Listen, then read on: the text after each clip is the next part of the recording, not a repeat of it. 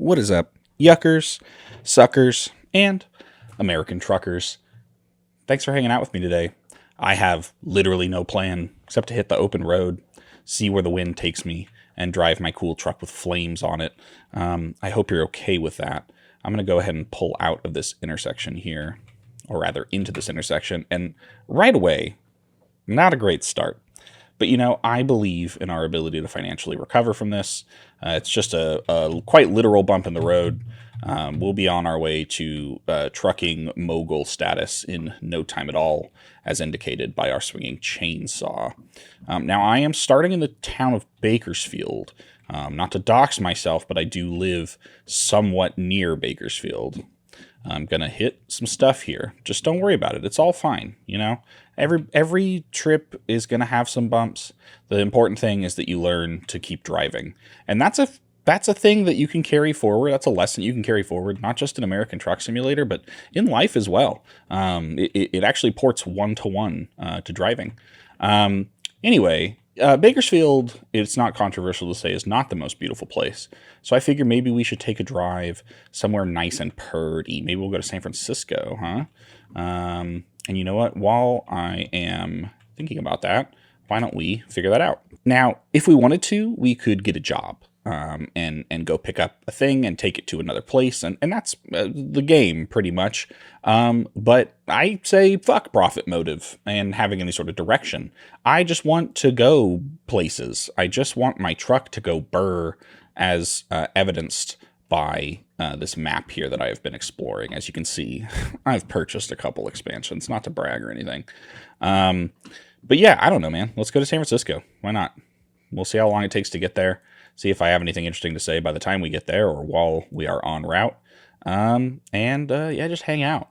This is a chill vibe. If I had any sort of audience, I would maybe stream this. But I don't. So I won't. But I will just kind of talk.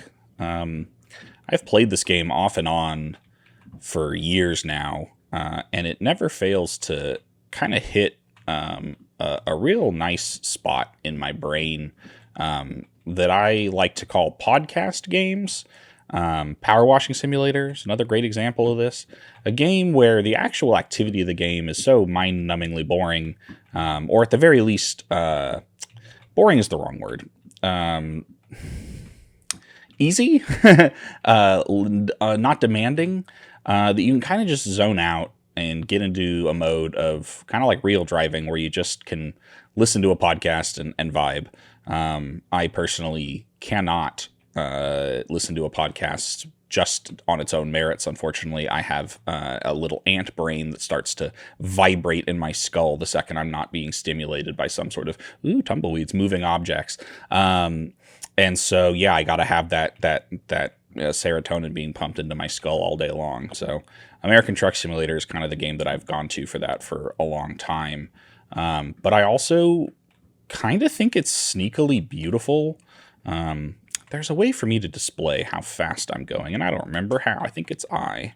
Yeah, speed. Bring it to me. 44? No. It's 65. We're going vroom. How are we doing on gas? Yeah, we're all right. It has this sort of quiet beauty to it that really speaks to me, and this might just be a kind of like boomer sort of like video games were simpler back then, but it just has this sort of look to it that is kind of timeless, weirdly. It's certainly not good graphics, right? I mean, this is not Crysis 3 or the newest insert franchise here, but I don't know, it has this beauty, especially like during sunsets and like sunrises, that like, man, I don't know, it speaks to the romantic in me on a real big level, and makes me want to, like, I don't know, write short stories about being on the open road, or maybe go on the open road. But unfortunately, labor and capitalism and all that, it's kind of hard to do that unless you are literally a trucker, which I don't know that I have the fortitude for, being generally a weak and pasty individual. I don't know that my body could handle the absolutely grueling hours and unfair pay that the heroes that drive these trucks across our great nation receive. I know some truckers are paid quite well, but I've heard some horror stories, especially, "Oh, I don't want to rear end you, Mr. Bus," especially amid like unions being more and more sparse than ever, which you really hate to see and hear. Yeah, I don't know, man. It seems like it should be a job, like many things in our society, that is treated with a great deal of respect because of how absolutely fucking essential it is to anything happening, and things operating. But if COVID taught us one thing, it's that we sure are good at pointing at people and saying, "You're so important and essential. Please accept these jets flying over your house, and these claps." But don't ask for money or any sort of universal health care or universal basic income. That's not what we're here for. You're essential, but you're not that essential. You know what I mean? I don't know, man. These days I've sort of been staying off of social media, and that's a privileged thing to be able to do. I'm fully recognizing that, I am fully cognizant of that, is what I'm trying to say. But it's something that I've had to do because it's this weird middle ground of or it's this weird back and forth of I don't know what's going on in the world, and I feel uninformed and like a rube, but then I do know what's going on in the world, and everything feels awful, and I want to die. And so, there has to be some sort of middle ground that I can, reach. And I've basically let that middle ground be having Moist Critical be my only news source. I don't know what's going on in Ukraine, but I sure know a lot about Sneeko and about Logan Paul scams. And you know what? I don't hate that. It's all right for a lad like me. But I don't know, man. It's something I oscillate back and forth on, the sort of morals of that, whether or not that's something that is okay to do or something that's even healthy to do. I mean, people will argue that it is healthy, right, for your mental health. And I suppose that is true. But also, do you have some sort of responsibility to bear the weight of the unfortunate things happening in the world so that you have a better perspective of your own situation? I don't know. I mean, on the one hand, it is helpful to know and have that sort of perspective. But on the other hand, there's nothing you could do about those things a lot of the time, or at the very least, for me, something that kind of really led me to stop talking so much about, my anti-capitalist sentiments or, anti-political party sentiments, all sort of stuff, is just that I am completely comfortable admitting that I lack the ability or the desire or the willpower to do the work to affect the change that I would like to see. And that's a shortcoming on my part, right? And so I've just decided to kind of shut up about it for the most part. I'll make jokes here and there, but, at a certain point, you really got to be about it or not. I'm sorry if you can hear my dogs absolutely tussling in the background. And I just kind of realized that wasn't me. Did I just drive in a gigantic fucking circle? Qual? Apparently I must have been going south. LOL. Well, we're in it for the long haul, folks. Go ahead and stick with me. Yeah, I don't know. It's something I ruminate on a lot, and I don't know that there's an easy answer to it. I think that the answer, like most things, is probably moderation. Look at the news, but then go outside. Stop thinking about it. Understand that climate change is happening and is a horrible thing, and that people need to be held accountable for what they're doing, and it's not an individual sort of accountability. It's a corporate accountability because they're responsible for 70% of the pollution and the warming that we're experiencing, and that individual change is not going to amount to anything. Not that you shouldn't try, not that you should go outside and rip aluminum cans into pieces and throw them in the trash or whatever, but just that stop handing people paper straws and being shitty to them about what they need to do to survive, and maybe, etc. See, it's a whole fucking rabbit hole. My point is, it's okay to acknowledge that, but also disconnect it and go on with your day. I hope, because that's what I do, or what I've been doing, especially now more than ever. that I kind of don't have anything going on. And I'm in this weird spot of like, I need to get a job, but also I don't want to do 40 hours a week of, something that sucks. And I think this is something that everybody experiences, and it's certainly, I'm privileged enough to be able to make the unemployment work for as long as it has. But that money is going to run dry, of course, and is running dry very quickly because, a man's got bills to pay and such. But it's, I don't know, man. It is wild to me how soul crushing, even pretty menial or pretty low key work can be 40 hours a week. 5 days a week. Like we really were not built for that. And I say that not as somebody who feels like, they've had inordinately hard jobs. In fact, my jobs by and large have been pretty fucking easy. But that's exactly my point. That like if my jobs have been that easy and I still felt the weight of that, I'm either tremendously weak, which is entirely possible, or work at the volume at which we do it is just not compatible with human nature. And I think studies have actually shown that. I'm not going to cite anything like a true Redditor. I don't know anything for sure. But I know that they did stuff. They did a study of a country that was given UBI, and people still wanted to work, but like were working in jobs that they felt better about it, and working less and focusing more on their family, and like generally their mental health was better. I think suicide rates went down.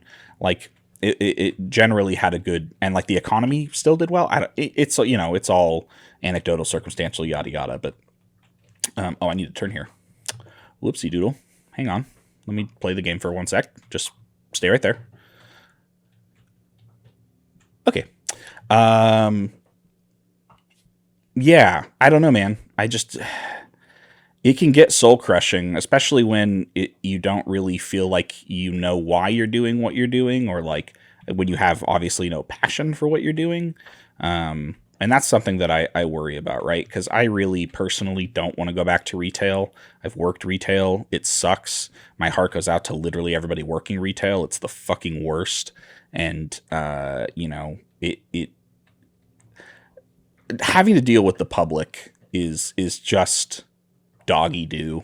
And the way that we've allowed service workers, and the way that we've allowed workers to be treated more or less, by the customer's always right policy and catering to people's every need, and like that sort of stuff is just disgusting. And it keeps me up at night, if I'm honest. But I really would like to stay away from retail if I can, but also like, I mean, what am I going to do? Office jobs seem fine, but what is the future there? Right? Existential questions like that. We don't need to dwell on that too much because there's no answer to that, and I could go around in circles forever. But I don't know. Instead, let's look at the road and it being pretty. I enjoy that, and the blue flames on my truck.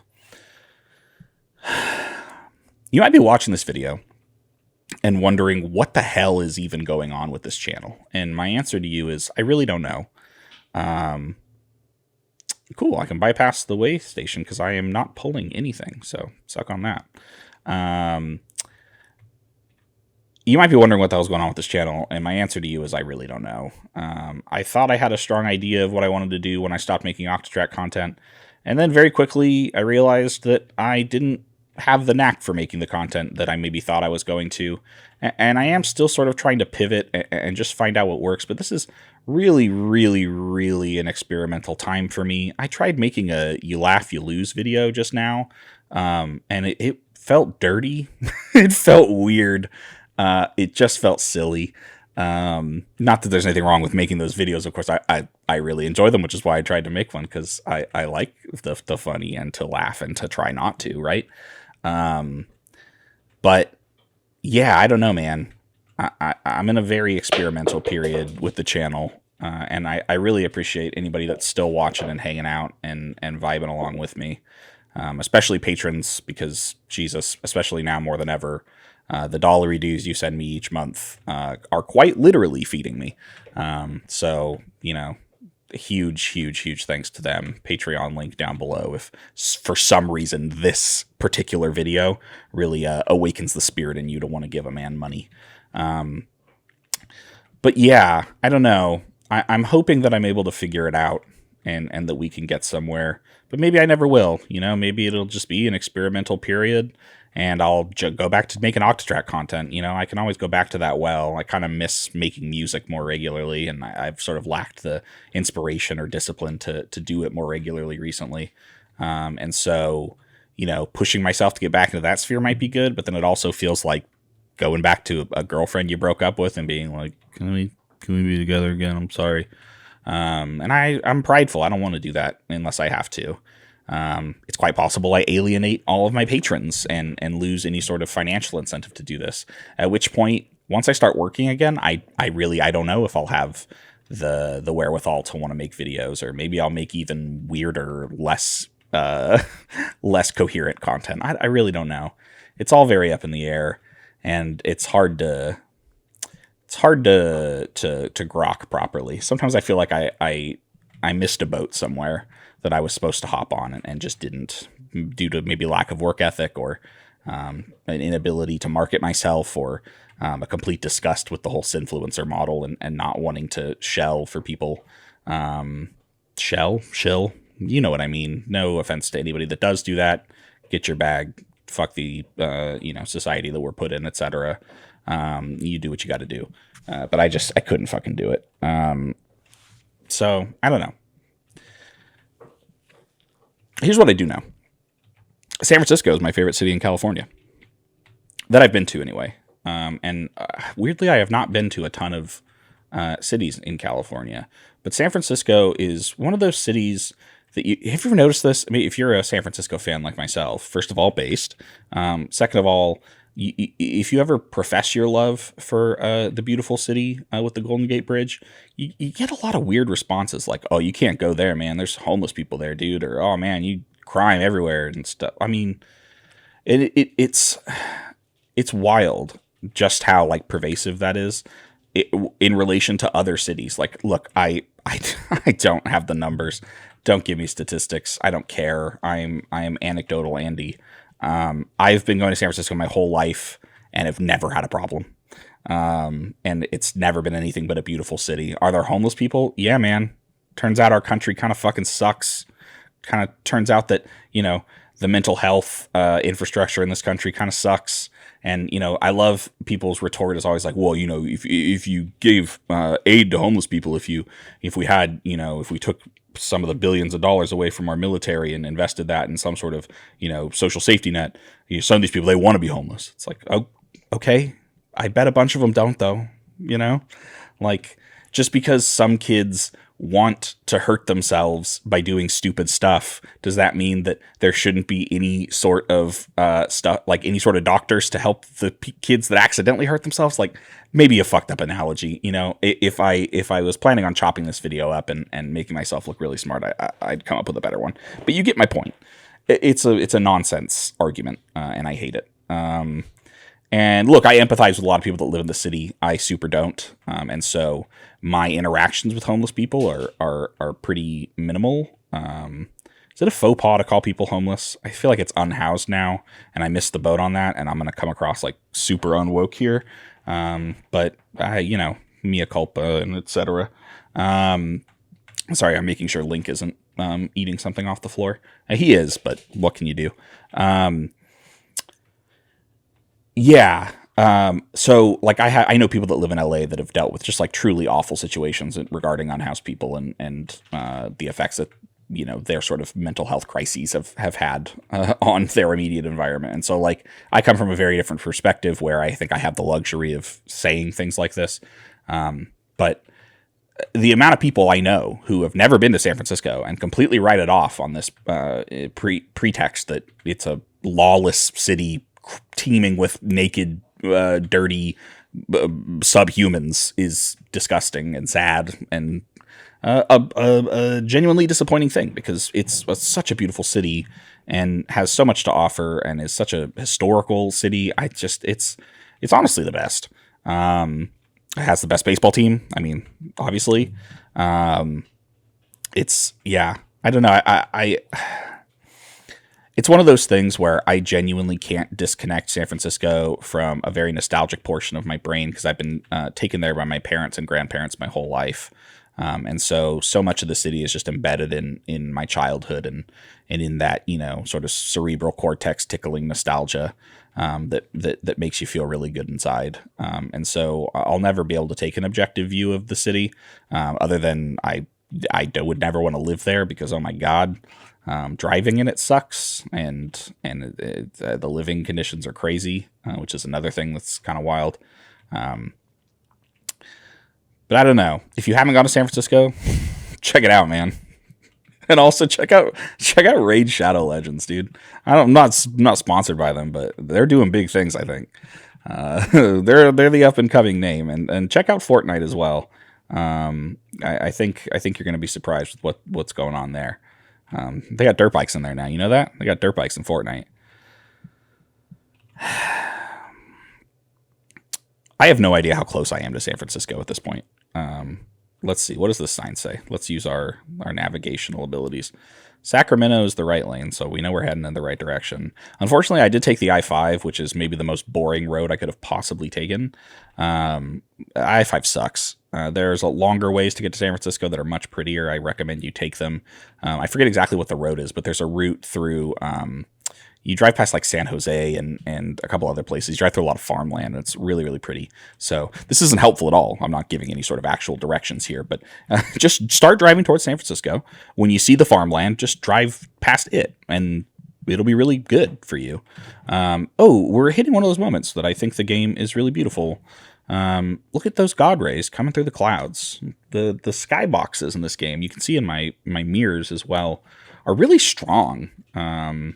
Now, granted, I am a super mega giga Chad running this on a 2070 Ultra, not to flex or anything. I think that card's like 6 years out of date now, but nevertheless, it works.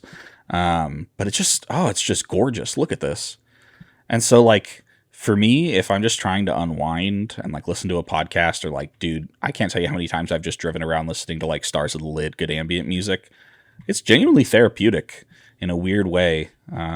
And honestly, this is kind of therapeutic in a weird way, just sort of talking circuitously.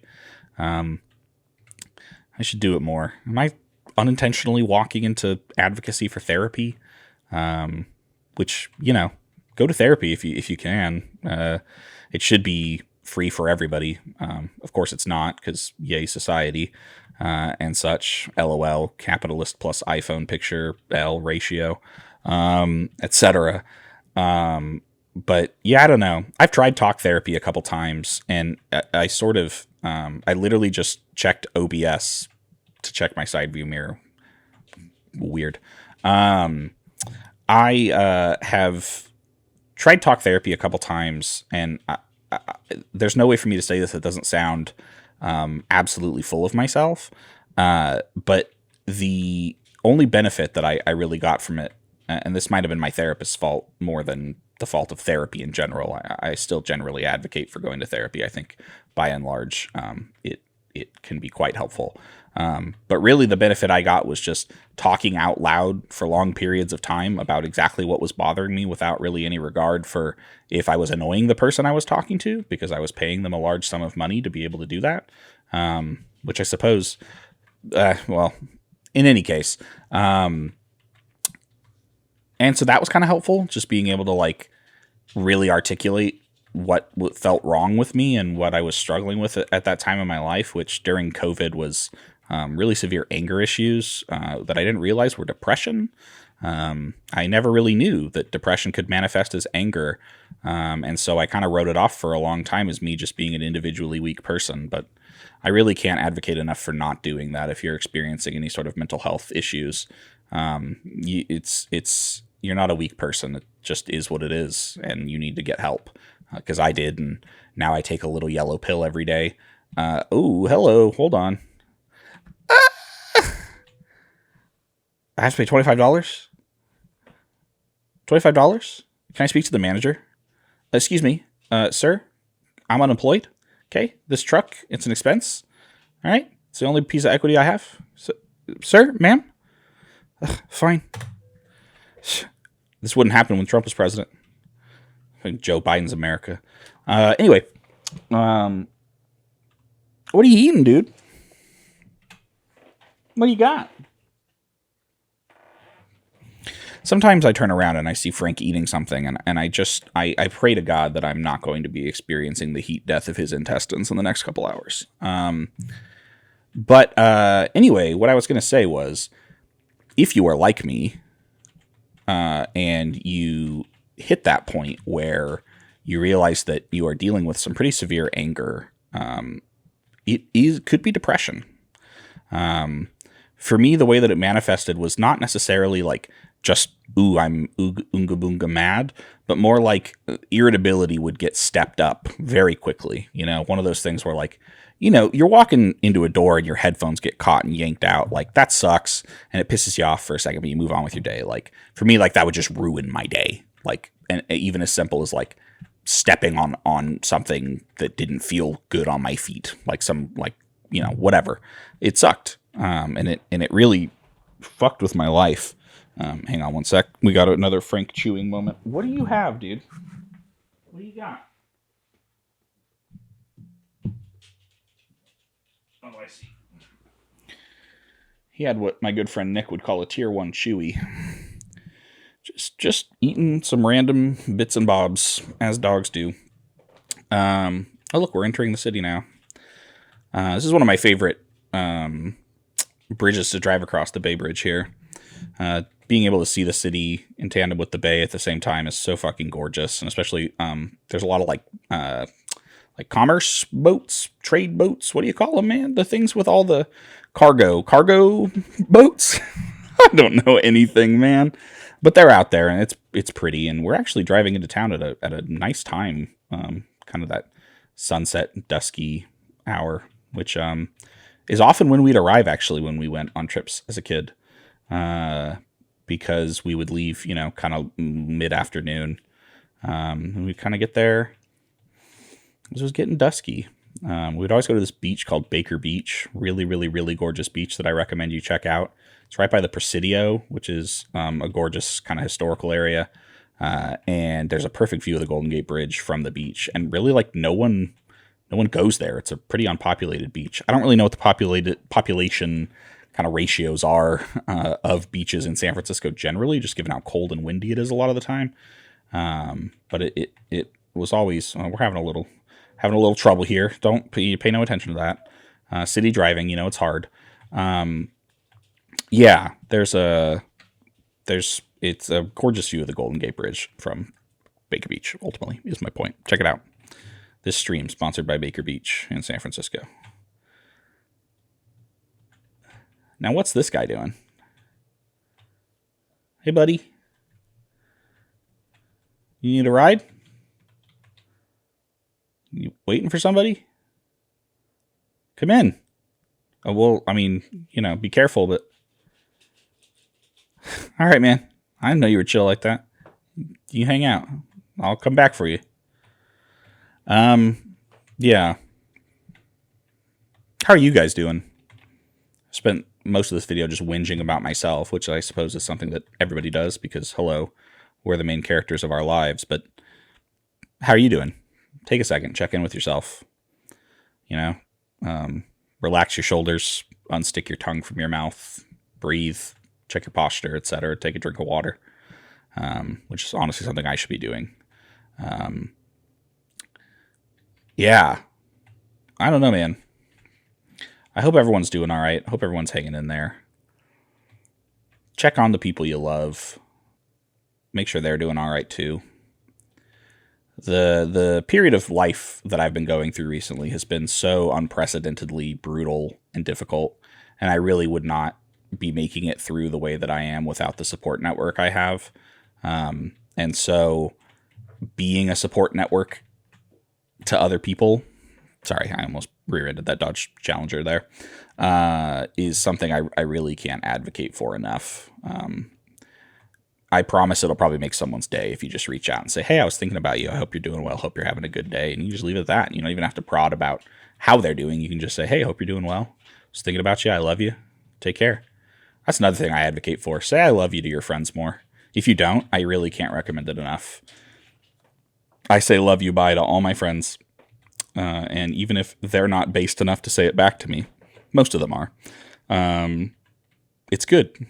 It's a good feeling to have those people that you love and to tell them that you love them, because life's short, dude. You never know what's gonna happen. You know what I mean? Put some inspirational music behind that. In short, just fucking, love people or whatever. Well, I mean, we're here. I'm sort of just following the route because red line, make man go follow. But I think we've reached the end of the line. I think I've probably talked long enough. The cool thing about this video is that I absolutely refuse to do any sort of editing. I'm not going to cut anything.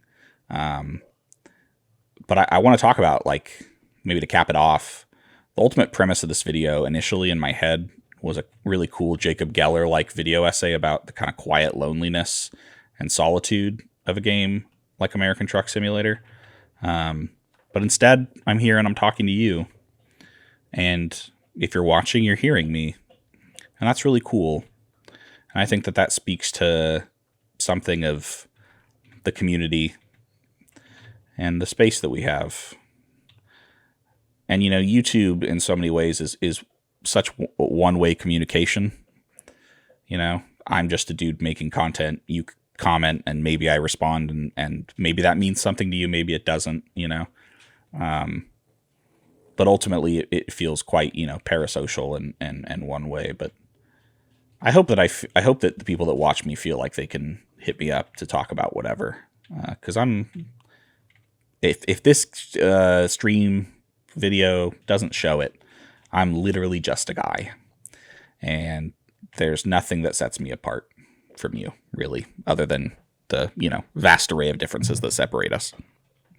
But you understand what I mean. So, I don't know. In closing, get off social media if you need to, but don't be blind to the world, maybe. Still not sure about that. Pay people more. Government, if you're watching. Joe Biden, I know you're a watcher. I know you're a messy desker. Just, can you pay people more? Go to San Francisco. Go to Baker Beach. And, I'm running this Dodge Charger off the road. We'll drive, homie. Sheesh. People still doing that? People still doing sheesh? Or am I way out of touch? I feel like I might be way out of touch on that. Anyway, my point is, do these things. Take care of your people. Take care of yourselves. And, I don't know, play American Truck Simulator maybe. I am. And I don't regret it. I'll see you in the next one. Love you a bunch. Peace.